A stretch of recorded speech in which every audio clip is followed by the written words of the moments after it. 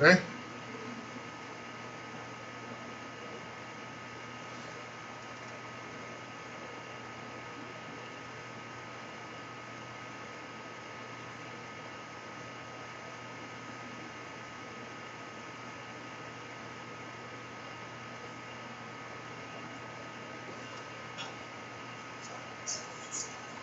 Okay. See my face a little bit more. Hey, hey, what is up, everybody? This is your boy AJ Tripp, and welcome to the rapid reaction of WWE Crown Jewel. We are, let's see. We just had the Crown Jewel pay-per-view happen, and a whole lot of mishmash and a lot of other stuff that has happened, but we'll talk about it all. We're gonna go through and get down with it. So just give me 1 second here.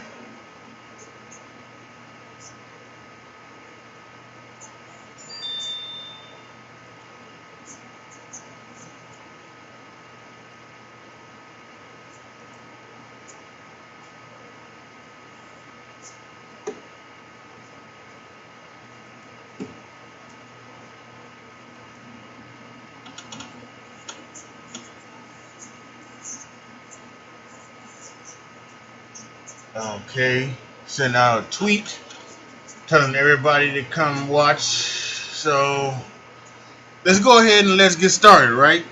We'll start from, as we always do, we'll start from the beginning. It was the Battle Royal on the kickoff show. And it was like a 20 some odd men battle royal, and it was okay. I gave it 3 stars. Humberto Carrillo won the battle royal, and that gave him the opportunity to face AJ Styles for the United States Championship. So we had that. Then we started off the main show with the WWE Championship match, which is kind of surprising. We had Brock Lesnar go one-on-one with Cain Velasquez, and the story behind this was that this was about 9 years ago, the 2010, when Cain Velasquez not only beat Brock Lesnar for the UFC title, but he put a scar under his left cheekbone, and that scar has been there for ever since. And this was about maybe could Brock Lesnar get revenge for that night? Could he get revenge for that scar? And it started off with like some MMA stuff. He did some MMA stuff, and when he got down, he got locked into the Kimura lock, and Cain Velasquez tapped out. He tapped out, and so Brock Lesnar won. He retained the WWE Championship, but he wouldn't let go of the hold. So Rey Mysterio had to come in with a chair, and he started to beat him up. And then there was some stuff where Brock Lesnar threw Rey out of the ring. He took the chair that Rey brought in. He started to beat down Cain Velasquez with it, and Rey came in there with another chair and just walloped him. And even once at one point hit him in the head, kind of. Brock Lesnar put his hands up to block it, but it was unreal what went down. It was 1 star. A lot of people were upset at it, but I thought it was for what it was, especially with the fact that there's a thing that Cain Velasquez is actually injured. He needs to have surgery on something, so he's going to have surgery on whatever he needs to have surgery on, and that will be that. And when he come back, he'll come back. I'm sure he'll get another match with Brock Lesnar. At that point, Brock Lesnar may not even be the champion. So we'll wait and see what goes down. But yes, it is without question a pretty interesting way to go down, because you thought maybe there was going to be some wrestling match, but this was more MMA style, definitely, without question. So again, I had it at 1 star, but I thought it was what it was, and I wasn't upset at it. Next, we had the tag team turmoil match. This was the match to determine the best tag team in the world. So I'm not gonna be able to go through all of them. What happened? I do know that Lucha House Party and Robert Roode and then they started it, and then it went through some other ones. No, we finished with the OC and the Viking Raiders, and the OC beat the Viking Raiders to become the best tag team in the world. They won the Tag Team World Cup, and they had a cup there, and they were holding it. They were looking good. So good on the OC. A lot of people were upset that the OC had their tag titles taken away to add a story mode, a storyline to Seth and Braun, and then they didn't get the titles back. But maybe they're on their road to it. And by the way, this is also like their first. This is the Viking Raiders' first loss apparently since coming up to the main roster. So this was something. I thought this was something special. So I liked it. I enjoyed it. I thought this was fine. 3.5 stars for the entire match.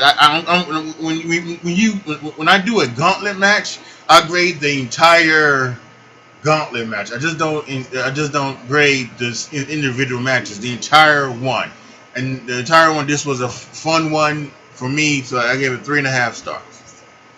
Next match was tied for match of the night. It was Cesaro versus Mansoor, and I thought Mansoor is the first Saudi Arabian WWE superstar. He's in NXT right now. Apparently, he doesn't get too much. He comes out for these Saudi shows. He won the Battle Royal earlier this year, Super Showdown. So now he's out here now wrestling Cesaro, and they put him in the ring with the white guy because Cesaro was able to get him over and put over his moveset. And I thought this was a fantastic match. Great match. We finished with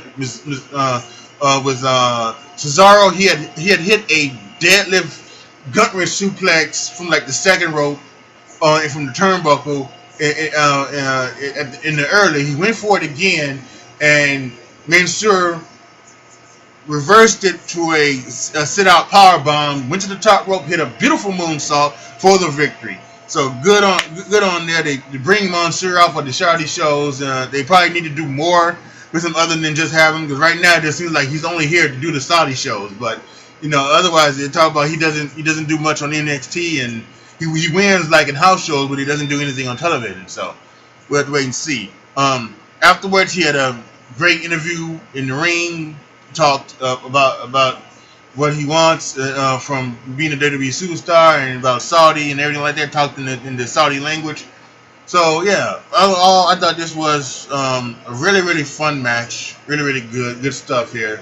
4 stars. He put Cesaro Ultimate Player. Some people are upset that Cesaro is not more. He's not more than what he is. Cesaro should be, he should be a main event player. He shouldn't be just the utility player, right? He shouldn't just be someone who you put in the ring with someone who's young to get them over, right?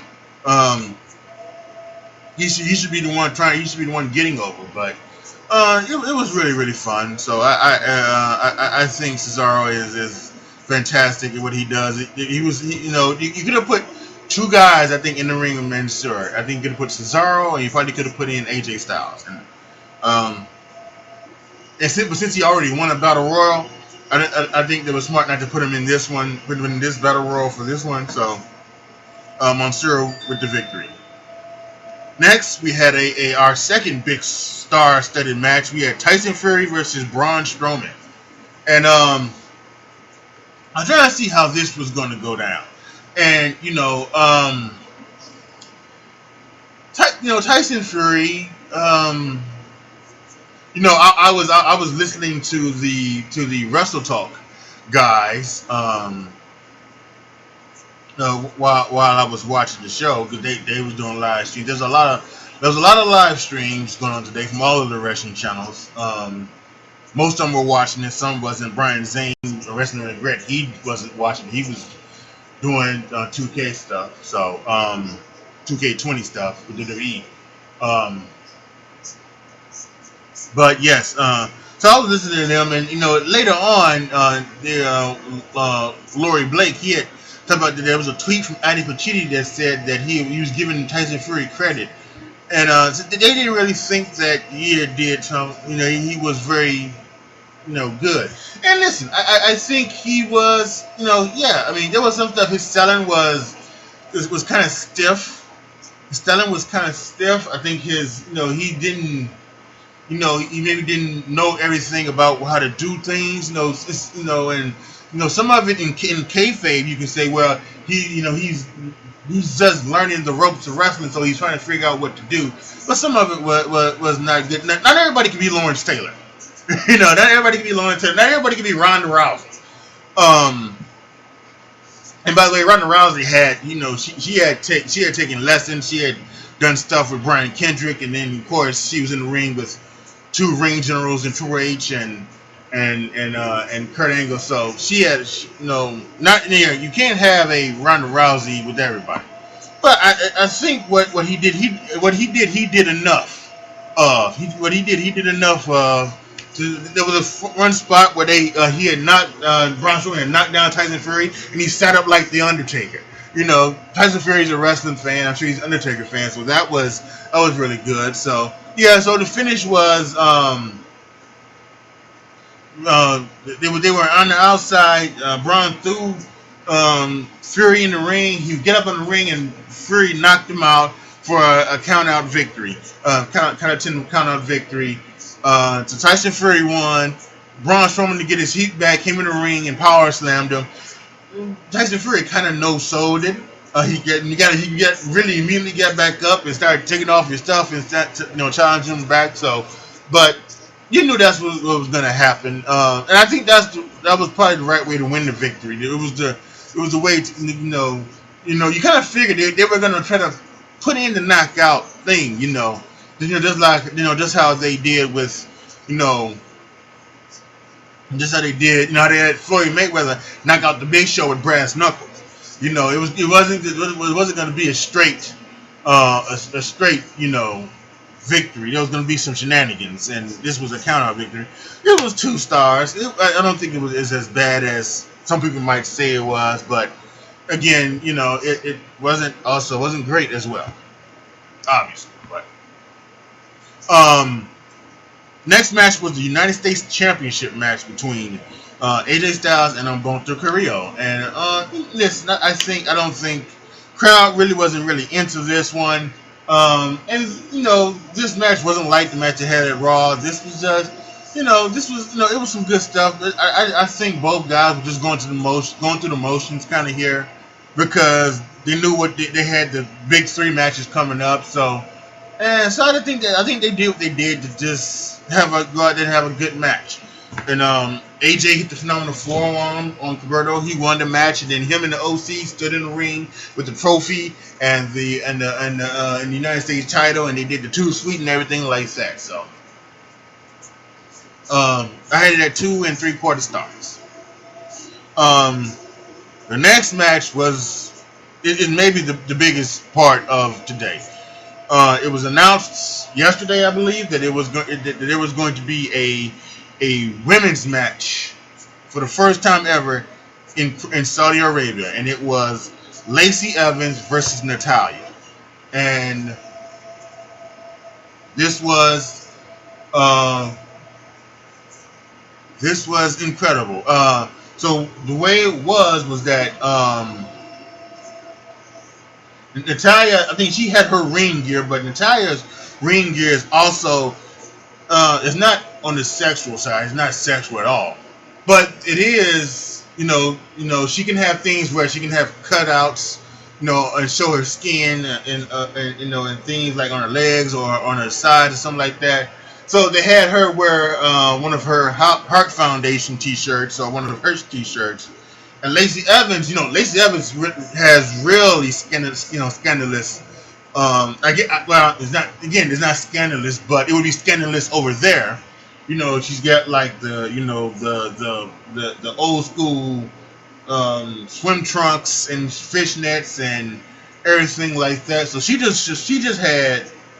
had like I think she wore a sweatshirt and sweatpants. And then she had her T-shirt over that. And I think the reason why they wore the T-shirts was for the curves, because that's one reason why the women, they wear the long show, to not show the curves, um, the curves that they have. So I think that's why they wore the t-shirts, to not show the curves. Um, so in this match, this was not really any type of match where they did like a handshake at the beginning, and this was just to have a women's match in the on the show in Saudi Arabia, the first time ever. This wasn't about their past or anything like that. So they just went out and just had a match.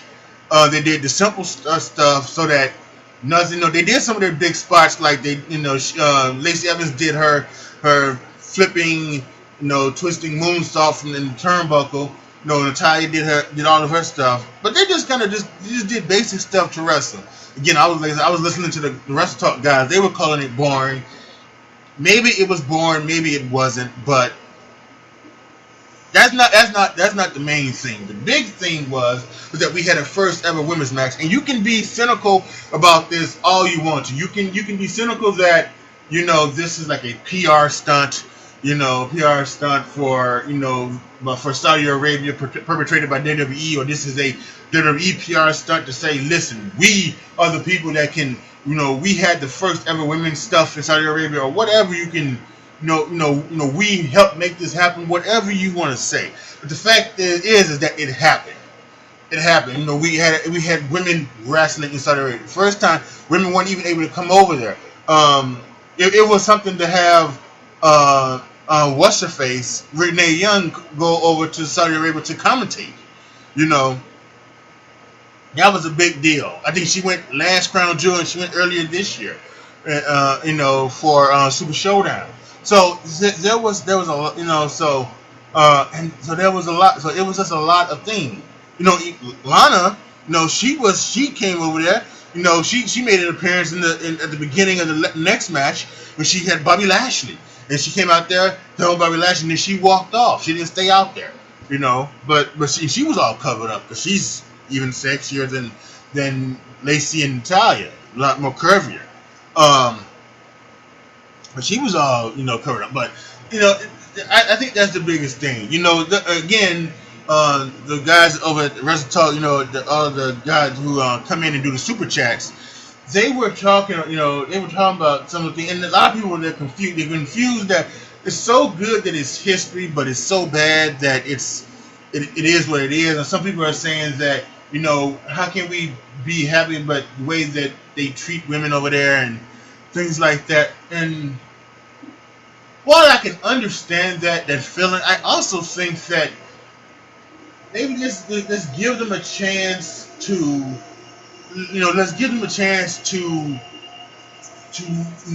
try and change. All right, let's give them to try and change, to try to be more progressive with women over there, and give women more freedoms, and give women more other things that it can be over there, and give more freedom, and come over into more of a westernized civilization, so to speak. So something that we think where freedom is wanted and needed, and it should be a right, like it is here and in other westernized countries, and not over there. So it's a big hurdle to do. I think that this might be something that is talked about for the longest time. But again, this was not about the match. I gave it a rating of 2.5 stars. But this was not about the match. This was a 5-star moment. Natalia won with the sharpshooter. After the match, they hugged, they cried, because there was a moment for both of them. Lacey Evans has a daughter. She can tell that she was a part of the first women's match in Saudi Arabia, and she can explain that to her daughter. She was crying, and then they went over and they hugged a woman who I'm guessing it was maybe some wife or somebody from the prominent maybe of she was a family member of the Saudi prince, who runs Saudi Arabia. That's what she was. And Natalia went around and she took pictures and gave kisses to the family members and everybody like that. So this was a big moment, and they were really into this. They wanted this because if you remember, there was supposed to be a match uh, earlier this year, Super Showdown. I think Alexa Bliss had went over and somebody else had went over. I can't remember, but they scratched it at the last moment. When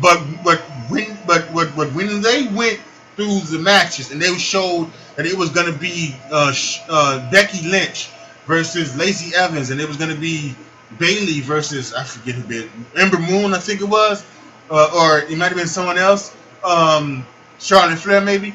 No, I don't think it was Charlotte Flair. I think it may have been Ember Moon, or it might even been Mandy Rose or somebody. I can't remember. But they had but the crowd cheered, when those women came on the screen. So the crowd wanted it, and they got it this time. And I thought this was a wonderful moment. This was obviously, I can understand people having mixed feelings about this show, mixed feelings about everything that went down. But I think, to move this from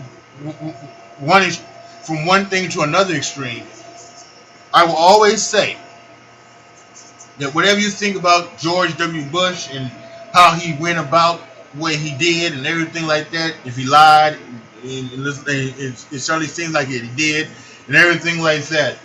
When they captured Saddam Hussein,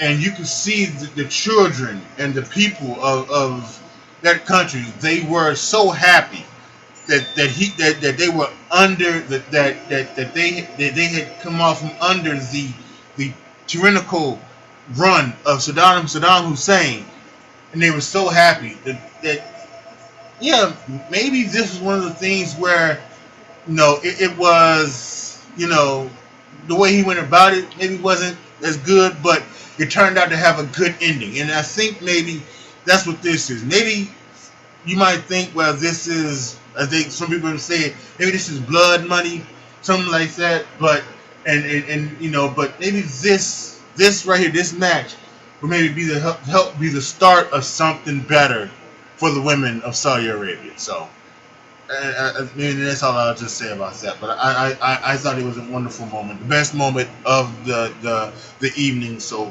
far, without question. Next match was Team Hogan versus Team Flair, and this match was really good as well. I give it 4 stars. Great sequence at the end when Roman Reigns was going for a Superman punch. Randy Orton caught him with the RKO. Roman kicked out. Randy decided to go for a punt. Had some of his people.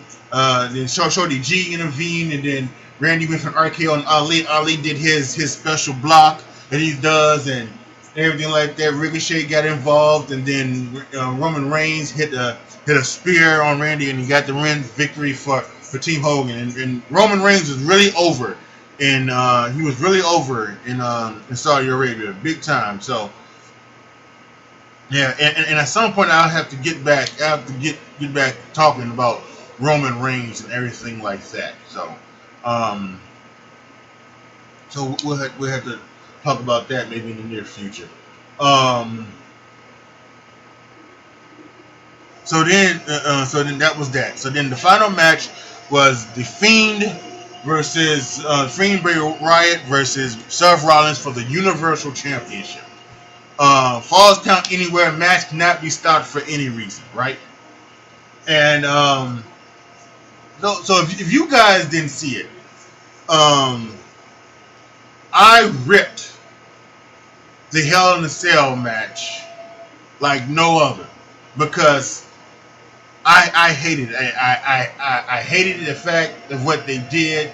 I hated the fact that I hated the ending. I hated everything. I hated the fact that Bray Wyatt was kicking out a stomp, that he did so many stomps and everything. I just hated it. I hated it. I thought it killed Bray Wyatt. I thought it killed Seth Rollins big time. I just was not a fan of it. And I was trying to figure out what the hell were you going to do here, because you can't dial it back any more than you had it at Hell in a Cell. You make the Fiend into this unbeatable thing that that can't and it's just, and I'm just not sure about it. I think the way you you know, again, the match never should have been done. The match never should have been done. But if you were going to do the match, then what it should have been, what it should have been was just not the Fiend jumping up and no selling shit and having to do 7 or 8 stomps. You know, it was ridiculous. I didn't like the Braun Strowman thing where he did the 4 stomps. I think all of those are just ridiculous. But okay, so if you want to do it, so you have it do 1 stomp, right? You have it do 2 stomps. You have them do 3 stomps, and then you go into that bullshit stuff where you hit them with a chair and a ladder and a toolbox and the sledgehammer, and you call the match off, right? So then you do it like that, and then Bray Wyatt kicks her, and you know it's still stupid, but okay, I'll try to suspend disbelief. But it doesn't make Bray Wyatt seem like this unbeatable thing, right? You know, it doesn't make him seem like this almost movie monster character, whatever, Jason or Freddy or something. But then you announce not only do you draft Bray Wyatt to SmackDown, you then announce that at Crown Jewel, Seth Rollins and Bray Wyatt are going to have another match. Falls Count Anywhere match. Match cannot be stopped for any reason. Okay, so now how are you gonna do this? Well, first of all, they're doing this match in this red light, and that's just gotta stop because nobody can see anything. That doesn't make it doesn't make it any type of it doesn't make it feel special. It doesn't make it just people can't see anything. Television or in the thing. So yeah, it is just foolish. It really is. But yeah, so they gotta stop doing that. And they did some things where now I would say this: if they would have done this, if they would have done most of this match at Hell in a Cell, I think it would have been fine, right? It would have been fine because it was like a normal street fight. But it does get close to the end, right? We get close to the end, and then they start doing that silly shit where he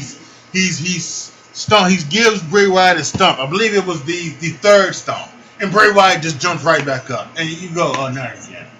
So then he gives him the stomps, he gives him stomps and stomps and stomps, and you see they're getting closer to an edge. So the way I thought it was going to happen was because there was some fire.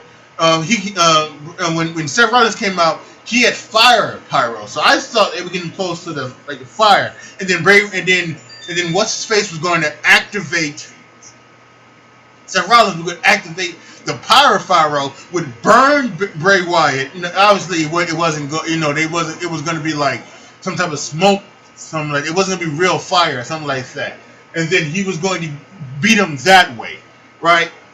That didn't happen. He gave him all the stunts and he super kicked him off the stage. He fell into some things, and then they did all the fireworks things, pop, pop, pop, pop, and everything like that. The pyrotechnics, small pyrotechnics. They went out and sprayed the thing. So then Seth Rollins came down there. There was a whole lot of cases because the cases were there. The cases were there to set up. Obviously, there was a crash pad, so they had to block the crash pad. At least they're doing that now. They're blocking the crash pad so that you don't see that. So they block, so they did like that. And he takes one of the cases down, and then there's another spark, and it kind of like blinds him, and he can't see. And the Fiend raises up. He puts on the mandible claw. He weakens Seth Rollins long enough to hit him with Sister Abigail, and it's a 1-2-3 victory. We have a new Universal Champion. It is the Fiend, who is on Friday Night SmackDown. So now Raw doesn't have a champion, and the Fiend is the Universal Champion on Raw. And tomorrow night, Bray Wyatt is going to be a special guest on Miz TV. So I just don't know. It was a fine match, 3 3/4 stars, but I still think there are just things that are just way too off about this. Off about the Fiend. off about Seth Rollins. It still doesn't make Seth Rollins look good. This doesn't make the Fiend look any better. The fact that he's getting stomped 7 times and can't be beat. This doesn't make the Fiend look any better. This doesn't make Seth. This hurts both of them. So I'm just not big on this. I'm really not. So I don't know. I'm not sure which way they go now. I don't know. Are they gonna have Rey Mysterio beat? Are they gonna have Rey Mysterio beat Brock Lesnar and have Rey Mysterio bring the WWE Championship over to Monday Night Raw? I don't know. So are they gonna do some type of unification match and just have one champion and maybe that one champion would go to both shows? By the way, I would be perfectly fine with that. I think that's the way to do it. I don't think they should have, I don't think both shows should have two women's champions, 2 men's champions, 2 tag team champions. There should be one set of champions that float through both shows. When it comes to those things, again, if you want to have one show have the United States Championship, the other one have the Intercontinental Championship, I'm fine with that. But as for the main champions, the women's champions, and the tag champions, it should be just one of those. It should be just one of those, and they float to both shows. Those should be the only ones to float. This is what Lance Storm said when they came up with the wild card, and they should have done it back then. But whatever. So I don't know what's gonna happen. We'll all wait and see. So yeah. All in all, this was probably the best show when it comes to these Saudi shows. I thought this one was, this one was pretty entertaining. They done 4 of these, and I think this was the most entertaining. This one obviously had the best moment with the women's match. We had some great matches with Cesaro and Mansoor, and we had the Team Holden versus Team Flair match, which was fantastic. The tag team turmoil match was pretty good as well, and of course, all in all, despite however it went down, the Universal title match was very, very, very good as well. So, yeah, that's really all I can say about that. Right? This was fine, and I'm not saying this as the guy who's the dog is drinking in the firehouse. The house is on fire. Excuse me, and he's saying it's fine. This is fine. I'm not doing that. This was just fine. So, like I said, we got SmackDown tomorrow. We'll see what happens, and we'll see what else goes down. So yeah. So some notes here that's going on. I want to get back into doing. That's a Shoot. I really do. But I'm kind of right now having some troubles right at this point right now. Just trying to figure out how to do it. Because I'm trying to figure out how to do Put Over and Bury, because then we have NXT and we have AEW on the same night, and also I also watched Survivor. So I Survivor, and I did think at one point that it would be kind of easy. I could just record NXT and then have AEW. Because the first couple of weeks of AEW Dynamite, they did a live show and then they did a replay show right afterwards. But they've stopped that, and now NXT is now doing that. Where now they're doing the live show and then a replay afterwards. So I'm not sure what the F is going on. So I don't know. But I do want to get back into doing That's a Shoot. For this, we'll have to wait and see. As for my personal situation, as many of you may know, I was working back in September. That's why I didn't do a lot of videos and things like that. Not working now, but I have a job interview tomorrow, and hopefully I get a job and I can start back working on Monday. And then we'll have to see what happens. See what happens with everything, but I will try to continue to do. If we do get work, I think I'll be in a better position, commute wise, to where I would be able to come home and maybe do videos and maybe do my podcast maybe like Tuesday night or something like that, but for the sports, and then I could do like That's a Shoot, or maybe on a Saturday morning or something like that. So, or Friday night, whatever. After I could do it after SmackDown. So, um, we'll see. We'll see what happens. Um, here is the big thing though. Um, I just want y'all guys to stay with me. I want you guys to stay with me because I will be doing a lot of things, and I will be trying to get a lot of. We'll be trying to get into a lot of other things that are happening as well. So I just want y'all to stay with me. Click that notification bell so that when I do put out a video, when I do go live, when I do anything, you guys will know it. Right? Follow me on all my social medias. This description, all of them are down below in the description box. You can follow them wherever you go. If you like gaming, you can follow me on Twitch. You can follow me on my other